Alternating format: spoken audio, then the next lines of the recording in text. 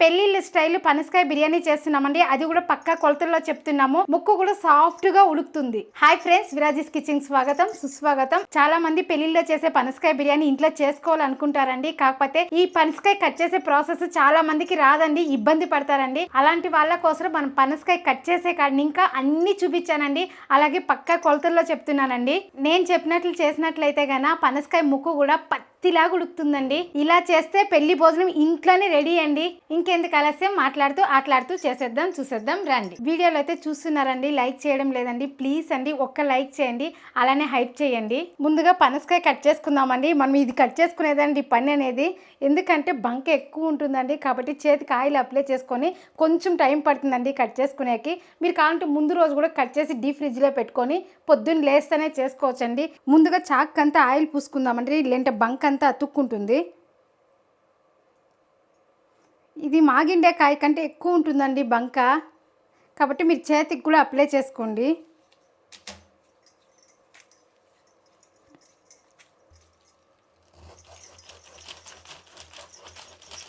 చెప్పాను కదండి ఎక్కువ ఉంటుందని. చూడండి బంక. ఈ పాలు అనేది మనకు బంక్ అనేది ఎక్కువ వస్తుంది, కాబట్టి ఇలా మనం నూనె పూసుకునే దానివల్ల మనకి ఎక్కడ అంటుకోకుండా ఉంటుంది. ఇలా అర్ధాన్ని కోసుకుందాము.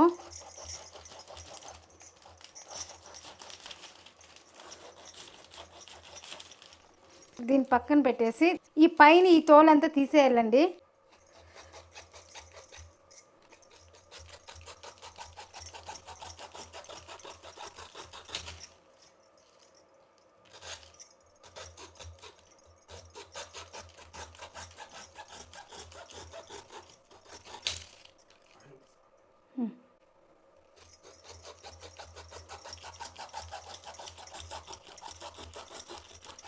మనం ఇది కానీ ఇదంతా ముందు రోజే చేసి పెట్టుకున్నామంటే పొద్దున్న లేస్తేనే ఫాస్ట్లో అయిపోతుందండి.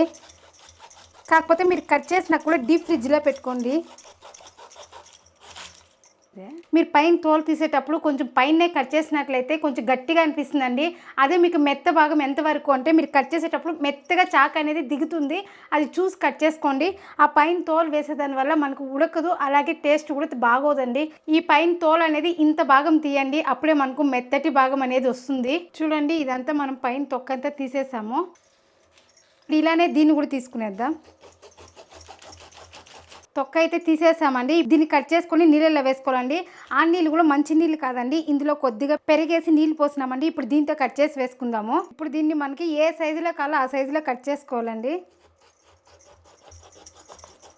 మన పైన తొక్క తీసేటప్పుడు చాలా గట్టిగా ఉంటుందండి. తొక్క అనేది గట్టిగా ఉండే వరకు వదిలేసి మెత్తగా చాకు ఎక్కడి వరకు తీసిందో అక్కడ వరకు కట్ చేసేయండి. మన పీసులు అనేది కొంచెం మీడియంగా కట్ చేసుకోవాలి, అప్పుడే బాగుంటుంది.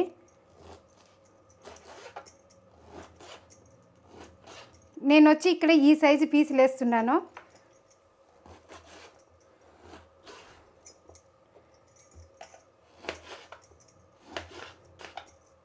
ఇలా కట్ చేసిన వాటిని నీళ్ళలో వేసేయాలి. మీరు చాకు కూడా మధ్య మధ్యలో నూనె అప్లై చేసుకోండి, లేదంటే ఎక్కువ బంక్ అయిపోతుంది. మనకు పండు కంటే కాయలోనే ఎక్కువ పాలు ఉందండి.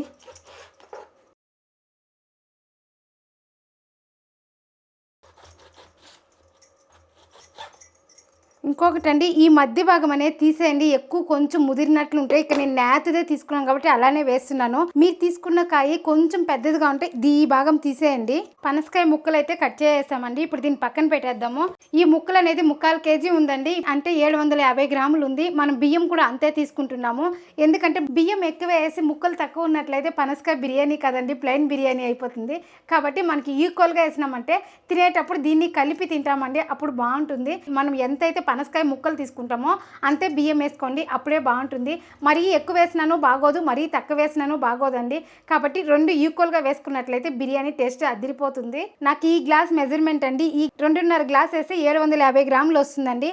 1 2 ఇంకొక అర గ్లాస్ వేస్తున్నానండి. మొత్తం మనము 2.5 గ్లాస్ వేసాము. 750 గ్రాముల బియ్యము.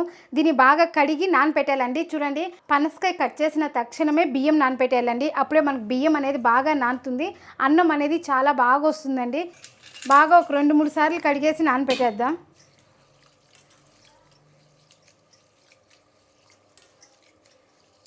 బియ్యం అయితే 2 సార్లు బాగా కడిగేసినామండి. ఇప్పుడు నీళ్ళు పోసి పక్కన పెట్టేద్దాము.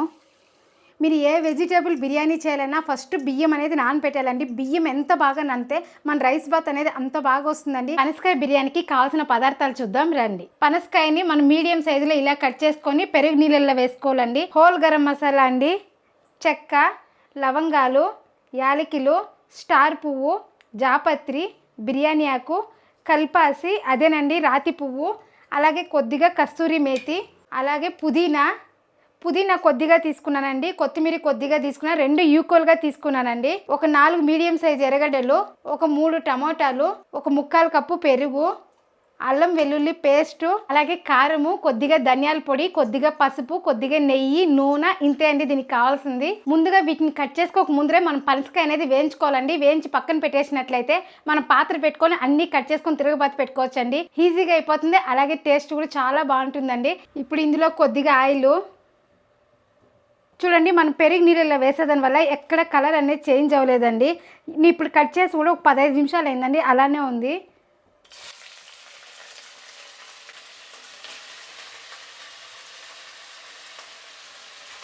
దీన్ని ఒక 5 నిమిషాలు వేయించుకోవాలండి. ఎక్కువసేపు కూడా వేయించొద్దండి.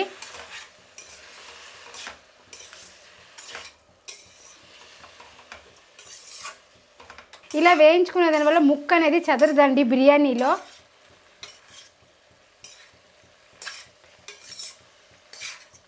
ఇందులో కొద్దిగా పసుపు,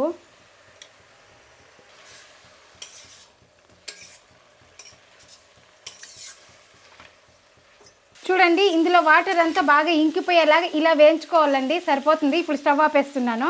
బిర్యానీ పాత్ర కూడా పెట్టేస్తానండి. ఇది వేడెక్కేకి కొంచెం టైం పడుతుంది, ఎందుకంటే ఘనంగా ఉందండి. ఎక్కువ మంట అయితే పెట్టలేదండి. ఇది వేడెక్కుతూ ఉంటుంది. మనం ఆ లోపల ఇవన్నీ కట్ చేసుకుందాం. ఇప్పుడు ఎర్రగడ్డ కట్ చేసుకుందామండి. ఎర్రగడ్డకి ఎప్పుడు ఆ మొదలు తీసేస్తేనే బాగుంటుంది. ఇప్పుడు దీన్ని పొడువుగా కట్ చేసుకుందామండి. ఇలా సన్నగా పొడువుగా కట్ చేసుకున్నామంటే బిర్యానీకి చాలా బాగుంటుంది.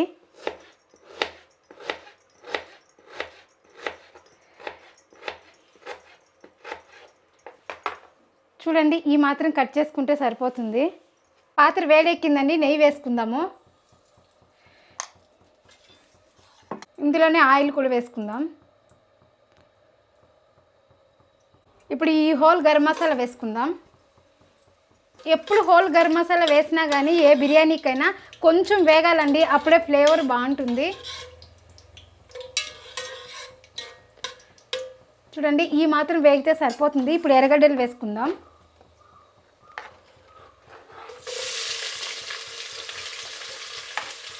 ఎర్రగడ్డలు కూడా బాగా వేగాలి.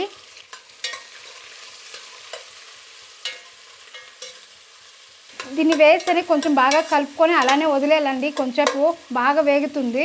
అది వేగే గ్యాప్లో టమాటా కట్ చేసుకుందాము. అంతే అండి. మనం అన్నీ కట్ చేసుకొని స్టవ్ ఆన్ చేసుకునే కన్నా ఇలా ఆన్ చేసుకొని ఒకటొకటే కట్ చేసి వేసుకుంటా అంటే మనం కట్ చేసేదంతానూ టైం సేవ్ అవుతుంది, అలాగే వేగేదంతానూ టైం సేవ్ అవుతుందండి. 2 ఒకేసారి అవుతుంది. కాబట్టి నేను ఎప్పుడు వంట చేసినా కూడా ఇలానే చేస్తానండి. కాబట్టి నాకు వంట అనేది ఫాస్ట్గా అయిపోతుంది. ఇలా పొడువుగానే వేస్తున్నానండి.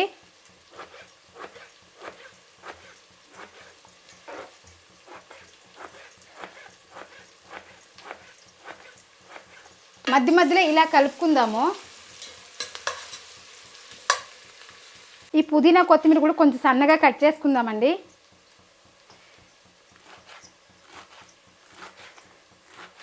ఈ పనసకాయ బిర్యానీని కూడా దమ్ బిర్యానీ చేస్తే ఇంకా బాగుంటుందండి. నెక్స్ట్ టైం అది కూడా చేసి చూపిస్తాను. చూడండి ఎర్రగడ్డలు ఈ మాత్రం వేగాలండి. ఇంత వేగినాక అల్లం వెల్లుల్లి పేస్ట్ వేస్తున్నాను.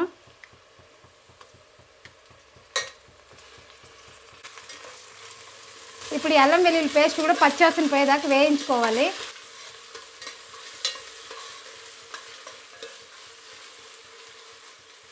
అల్లం వెల్లుల్లి పేస్ట్ కూడా బాగా వేగిందండి. ఇప్పుడు టమాటా వేద్దాం. అలాగే పుదీనా కొత్తిమీర కూడా వేసేస్తున్నాను. ఇప్పుడు దీన్ని బాగా వేయించుకుందాము. ఇందులోనే కొద్దిగా కల్లుప్పు చూసి మళ్ళా వేసుకుందాం. అలాగే పసుపు, ఇప్పుడు ఈ టమాటా అంతా బాగా మగ్గాలండి, వేయించుకోవాలి.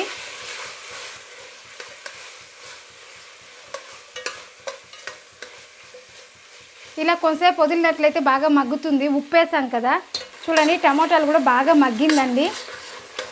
ఇప్పుడు ఇందులో పెరుగు వేస్తున్నాను.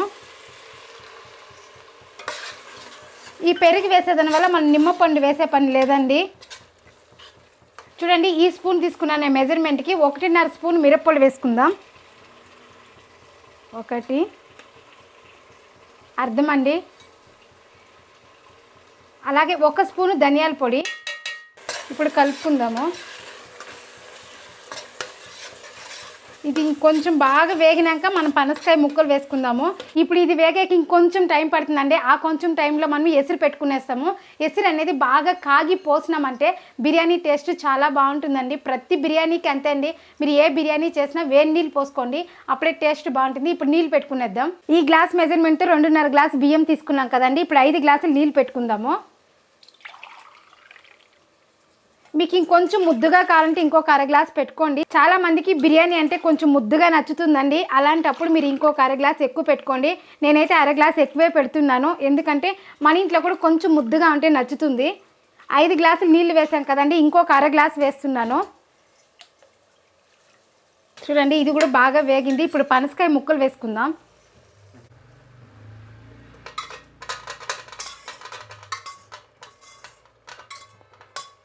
ఇప్పుడు వీటిని వేసుకున్నాం కదా, బాగా వేయించుకుందాము. ఆల్రెడీ మనం వేయించేసాం కదండి, ఎక్కువసేపు వేయించాల్సిన పని లేదు. దీనికి ఉప్పు కారం పట్టేంత వరకు వేయించుకుందాము. ఇంకొక 5 నుంచి 7 నిమిషాలు వేయించుకుంటే సరిపోతుందండి.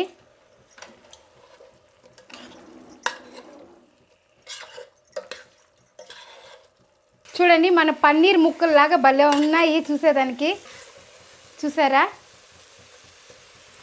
ఎంత బాగుందో.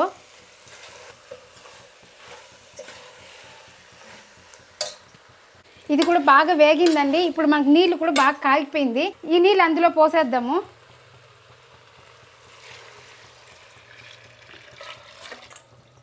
మనం వేడి నీళ్ళే పోసినాం కాబట్టి బాగా ఉడుకుతుందండి.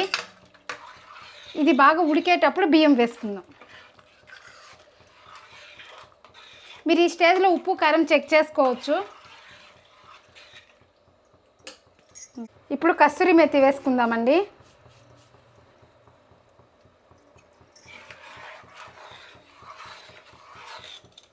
మామూలుగా కస్తూరి మేతి కొన్ని రైస్ బాతులకు వేస్తే ఫ్లేవర్ చాలా బాగుంటుందండి. కొన్నిటికి వద్దు అనుకుంటే ఆ ఫ్లేవర్ ఇంకా బాగుంటుంది. మీకు నచ్చితే వేసుకోండి, నచ్చకపోతే స్కిప్ చేయండి. చూడండి ఇలా ఉడకాలండి. ఇలా ఉడికేటప్పుడు రైస్ వేసుకోవాలి. ఇప్పుడు బియ్యం వేసేస్తున్నాను. నీళ్ళు బాగా ఉంచేస్తున్నానండి. ఇప్పుడు బాగా కలుపుకునేద్దాము. మీరు కుక్కర్లో కానీ చేసుకోవచ్చండి. నేను ఇక్కడ కొంచెం క్వాంటిటీ ఎక్కువగా ఉందనేసి నేను పాత్రలో చేస్తున్నాను. ఇప్పుడు కలిపేసినాం కదా, మూత పెట్టేద్దాము. మూత పెట్టినాక కూడా నేను మంట అనేది ఎక్కువలోనే పెట్టినాను. ఇది బాగా ఉడికి కొంచెం నీళ్ళంతా ఈడ్చుకున్న తర్వాత సిమ్ చేసి మూత పెట్టేసినామంటే దమ్ కట్టినట్లండి. ఈ బిర్యానీ కాంబినేషన్గా మష్రూమ్ పెప్పర్ ఫ్రై చేస్తున్నానండి. అది కూడా చాలా బాగుంటుంది. ఏందక్క ఎప్పుడు బిర్యానీ చేసినా కర్రీ చేసుకుంటాం కదా, మీరేం ఫ్రై చేస్తున్నారు అనుకుంటున్నారేమో.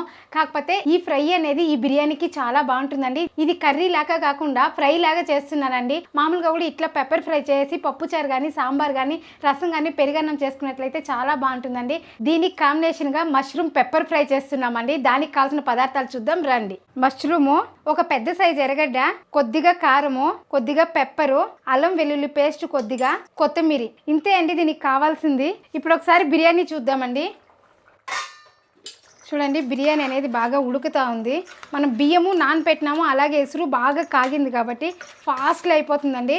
ఇప్పుడు దీన్ని ఒకసారి కలిపేసి మనం దమ్ కట్టేస్తాము. నీళ్ళు అయితే ఇంకా ఇంత ఉందండి. ఇప్పుడు మనం దమ్ కట్టేస్తాం, సరిపోతుంది. మీరు ఇంకా ఈడ్చుకున్నాక మీరు సిమ్ము చేసి మూత పెట్టినట్లయితే కొంచెం అడుగు అంటుతుందండి. ఇలా పెట్టేదాని వల్ల అడుగు అనేది ఎక్కడ అంటదు. ఇప్పుడు ఒకసారి ఇలా కలుపుకునేసి మూత పెట్టేద్దామండి. ఒక 15 నిమిషాలు సిమ్ములో పెట్టినట్లయితే మన బిర్యానీ రెడీ అయిపోతుంది. మీరు ఇలా ఫ్లాట్గా చేసుకోవాలండి. సిమ్ములోనే 15 నిమిషాలండి. అప్పుడే మనకు అన్నం అనేది బాగా ఉడుకుతుంది. ఇప్పుడు ఈ పాత్ర తీసి ఈ పక్క పెట్టేస్తున్నానండి. ఆ పక్క వచ్చి మనం మష్రూమ్ ఫ్రై చేయాలి. సిమ్లో 15 నిమిషాలు ఉంటే సరిపోతుందండి. ఆ లోపల మనము మష్రూమ్ ఫ్రై చేసుకునేద్దాం. మష్రూమ్ ఫ్రైకి కొద్దిగా ఆయిల్, ఇప్పుడు ఎర్రగడ్డలు,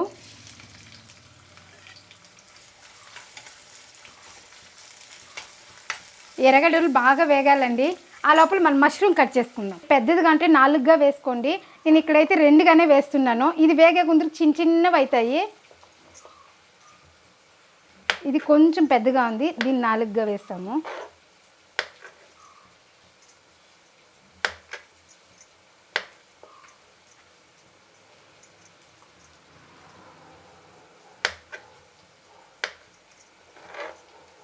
ఇలా మీరు ఫ్రై చేసి చపాతీ చేసినా కూడా చాలా బాగుంటుందండి. చూడండి, ఎర్రగడ్డలు ఈ మాత్రం వేగాలండి, అప్పుడే బాగుంటుంది. ఇప్పుడు అల్లం వెల్లుల్లి పేస్ట్ వేసుకుందాం.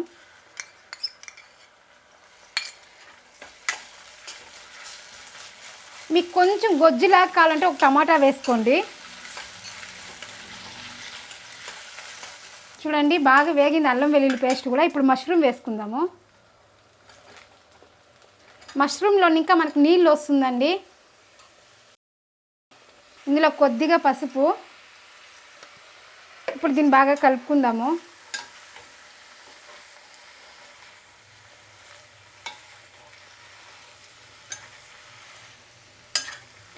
చూడ్డానికి ఇప్పుడైతే పెనం నిండిపోయిందండి. ఇది వేగే గుందరికి ఇంకా తక్కువ అవుతుంది.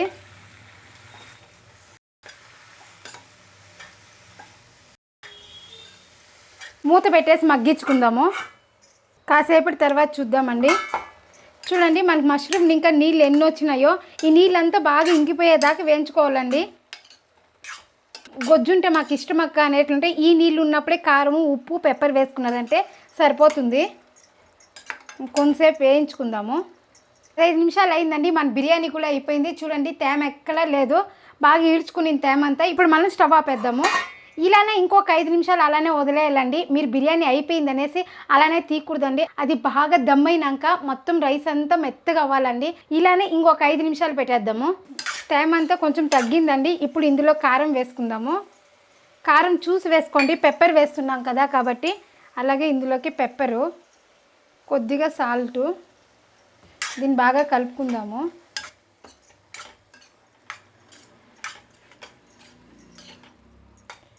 మీరు కారమే కూడా వేస్ట్ చేసుకోవచ్చండి, లేదా పెప్పరే కూడా వేస్ట్ చేసుకోవచ్చు. నేను 2 మిక్స్ చేశాను. ఇప్పుడు దీన్ని బాగా ఇంకా తేమంతా ఇంకిపోయేలాగా వేయించుకుందామండి. మూత పెట్టేద్దాం. అంతే అండి, మన మష్రూమ్ ఫ్రై కూడా రెడీ అయిపోయింది. ఇప్పుడు లాస్ట్ ఫైనల్గా కొత్తిమీర వేసేసి స్టవ్ ఆపేద్దాం. అంతే అండి, ఫాస్ట్గా అయిపోయిందండి మష్రూమ్ ఫ్రై. మనం వేసినప్పుడు ఎంత ఉంది, అయిపోయే ముందుకు చూడండి ఎంత అయిందో. మీకు ఇంకొంచెం గొజ్జులాగా కావాలంటే ఇందులో ఒక టమాటా వేసుకున్నట్లయితే గొజ్జులాగా వస్తుందండి. అలాగే వాటర్ అంతా ఇంకిపోయేలాగా వేయించుకున్నాం కదా, ఆ వాటర్ కొంచెం ఉండగానే ఉప్పు, కారం అంతా వేసుకున్నారంటే లైట్ గ్రేవీ వస్తుందండి. అలా చేసుకుంటే వైట్ రైస్లో కూడా చాలా బాగుంటుందండి. ఇలా చేసుకుంటే చెప్పాను కదండి, పప్పుచారుకి, సాంబార్కి, పెరుగడానికి చాలా బాగుంటుందండి. అంతే అండి, మష్రూమ్ పెప్పర్ ఫ్రై అయిపోయింది. అలాగే మన పనసకాయ బిర్యానీ కూడా అయిపోయిందండి. ఇప్పుడు మన పనసకాయ బిర్యానీ చూద్దామండి.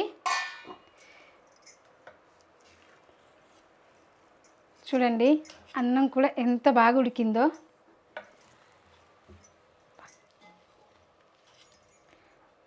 ఎంత బాగా ఉడికిందో చూడండి. అలాగే ముక్కలు చూడండి ఎంత బాగా కనిపిస్తుందో. ఈ ముక్క ఉడికిందా లేదా కూడా చూపిస్తానండి మీకు. మీరు ఎప్పుడు బిర్యానీ తీసుకున్నా ఇలా సైడ్ నింక్ అనేది తీసుకోండి, అప్పుడు అన్నం చెదరకుండా వస్తుంది. ఇట్లా మధ్యలో ఇంకా ఇలా తీసినామంటే అన్నం అనేది చెదిరిపోతుందండి.